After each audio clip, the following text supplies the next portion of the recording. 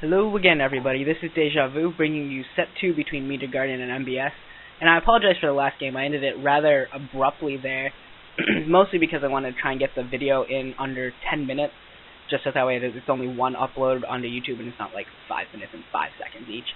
But yeah, pretty much what I was saying at the end is that the one-base carrier build for Garlic on Monty Hall really doesn't work, just because, especially against a 12 Nexus against another Protoss player, just because the economies for dual handling was just too great. He had way too many Dragoons out. He had enough Dragoons to fight off the carriers at his main base while at the same time killing Garlic's base, and you just don't have enough gas and enough minerals and enough resources in general from one base to be able to support a carrier build. And that's pretty much all I was saying at the end there, even though it is Monty Hall and it is viable to go for some crazier builds because it's harder to scout out what you're doing. But yeah, that's all I wanted to say about set 1. Congratulations to Dual Hand on that win.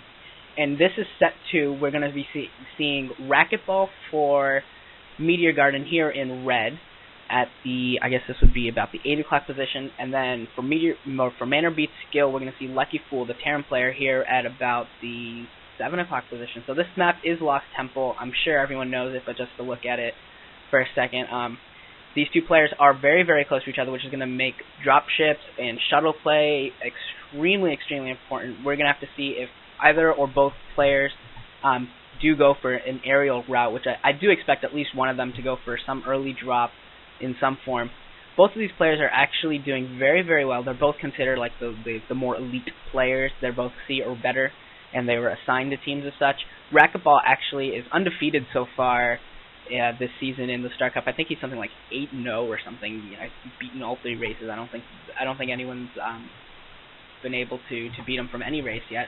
And LuckyFool actually has been playing very, very well lately as well. I think he's something like 3-1, something like that. But he's actually been playing very, very well for Manor Beat Skill, and I think he's been their ace for a couple of matches. So I'm thinking that we'll see a very good match between two very, very good players in the league.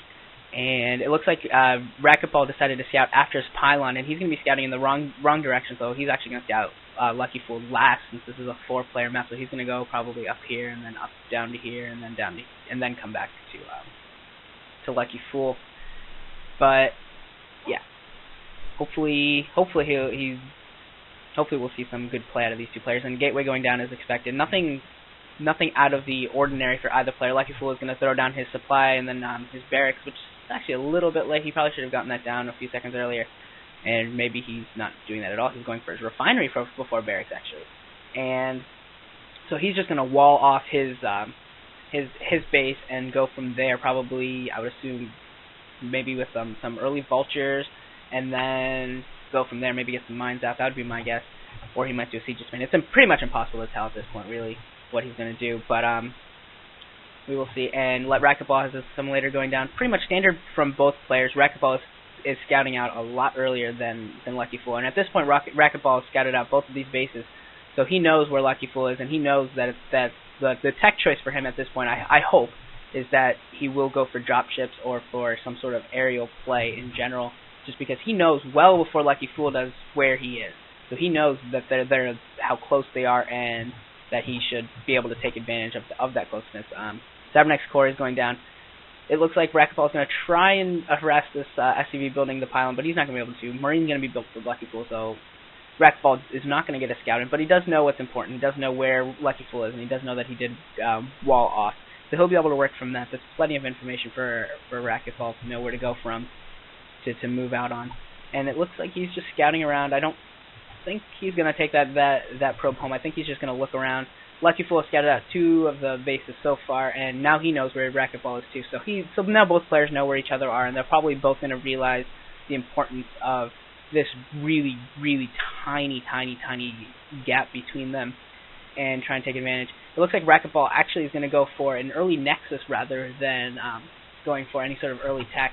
This is just a 1-base core into Nexus. I don't even know what this build is. I don't think this build has a name. It's not 2-gate obs. It's not anything like that. It's just 1-gate core, no military units yet at all, right into Nexus. He is building a Dragoon now, but he might be susceptible. I think very susceptible, in fact, to a to a 2-fact push or anything like that. Anything with any early push from LuckyFool, I think Racquetball will have to have great micro to defend against, or to defend against, because he does not exactly have a lot of troops out right now. His entire military force consists of 1 Dragoon, whereas LuckyFool already has, I believe, 4 or 5 Marines, 4 Marines, and he's getting a tank out now. 5 Marines, and he's getting a tank out now. I assume he'll be researching Siege in a second, and see if there's any other tech choices going down for either of these players. It looks like Racquetball is just throwing down more pylons. I think this is a smart idea if he throws down pylons down into these areas, just because then he'll be able to see just a couple seconds earlier. Anytime if LuckyFool decides to go for dropship, he'll be able to see them just a few seconds earlier. And this Nexus is just about warped in with its defensive capabilities of 1 and I guess the 2nd Dragoon coming out now. And Racquetball is doing his probe transfer now, and he's going to try and get this economy up and going. But it doesn't look like LuckyFool is going to be pushing out. He did scout this out. He did have an SCV that saw it. At least I'm pretty sure he saw this, and that he came to the base and saw everything that was going on. And after he saw that fast Nexus, I really think he should have changed his strategy a little bit and decided to go for some sort of a push early on, just because a standard 2-fact push would probably destroy Racquetball right now. But he decided to go for this factory, and he is getting the starport with dropship, so he's going to try and take the aerial route. If he can drop 4 vultures back into here, it will pose a huge problem for Racquetball. Racquetball will have almost no chance of defending very many of these probes, and especially if mines go down for LuckyFool, this could end up hurting Racquetball a lot. There's the mines being researched. He's building 2 more vultures, so I do expect a 4 vulture drop from LuckyFool.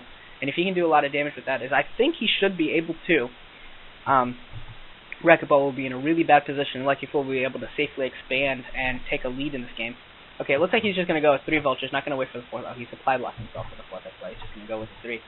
So I think mines are done. Mines are done. So he's going to drop these vultures off, and if he can do well. Oh, he dropped them. They're already surrounded by probes. No, LuckyFool, pick them up, drop them off somewhere else. There you go.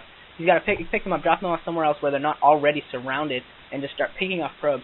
He's laying down mines, but he's not killing probes. LuckyFool, you have to kill probes. What are you doing? This is very, very bad. This did not go at all as planned for LuckyFool. This did not go at all as I would have expected. I think the problem was that he flew into here